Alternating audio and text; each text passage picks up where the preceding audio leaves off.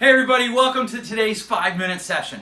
We're going to take an entire session and I'm going to share it with you in 5 minutes or less. And like I always like to say, don't worry, we won't bill your insurance. All right, I've taken the liberty of drawing out a illustration for you ahead of time. One of my favorite things to talk about is emotional regulation because it doesn't exist. One of the things that a lot of maybe my colleagues will talk about that I'll kind of laugh at is they'll talk about how you have to control your emotions. Just don't think about this. Well, here's the thing. Whatever it is you're doing, I don't want you to think about that brown door. I don't want you to think about that brown door. Don't think about the brown door. Don't think about the brown door. Don't look about the brown door. Don't think about the brown door. What are you thinking about? You're thinking about the brown door. What you're not thinking about is this whiteboard, though. Okay, so in emotional regulation, what we actually want to control, and this is one of my favorite words, is the somatic expression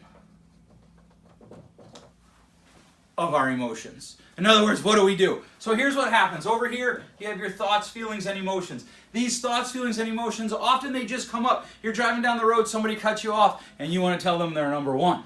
Or you're waiting for Christmas and you think you're going to get this great experience, you're going to have this great meal, and it all goes sideways. Somebody complains about all the food, nobody says thank you, your sister-in-law attacks you, your brother-in-law says something stupid about you, whatever it is, it all falls apart, and all of your emotions just kind of go boom. If you remember the 5-minute session where we talked about the square and the circle, we talked about how emotions are often born in a place that we don't control, but what we do with them we control. That's the somatic expression. What we want to consider is the things that run into our head, the things that we feel, the emotions that we have, they don't necessarily control our actions and behaviors. What we want is often when we're off the rails, when these thoughts, feelings, and emotions create in us distress, our actions and behaviors tend to go to one of two extremes. Either we over-engage, right? Let's think about it. Maybe you're the dad that when your dog poops in the living room and one of your kids steps in it and tracks it through the house, you scream and holler. Or maybe the snowplow guy tears up your yard, and so you scream and holler because you put a lot of time into that yard this summer, right?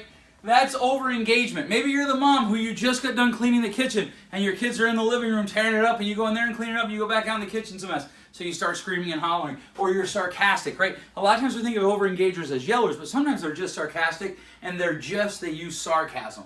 Right? They use sarcasm and hurtful words. That's over-engagement. Maybe you're the under-engager. Maybe you run away. Maybe you hide. Maybe you just shut down. Maybe you think that the absence of conflict is peace. It isn't. Right? These people, what they want is they want to solve the problem at all cost. Whoops, imagine if I could write. The under-engager, they want to protect the relationship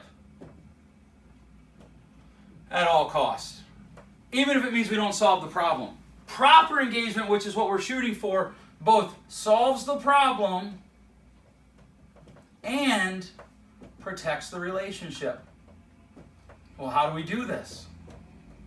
We have to have behaviors and actions that do this. In other words, it's okay to problem solve, but not at the expense of the relationship. It's okay to protect the relationship, but not at the expense of a real problem. So you have to have good behaviors, good actions that help solve the problem and protect the relationship.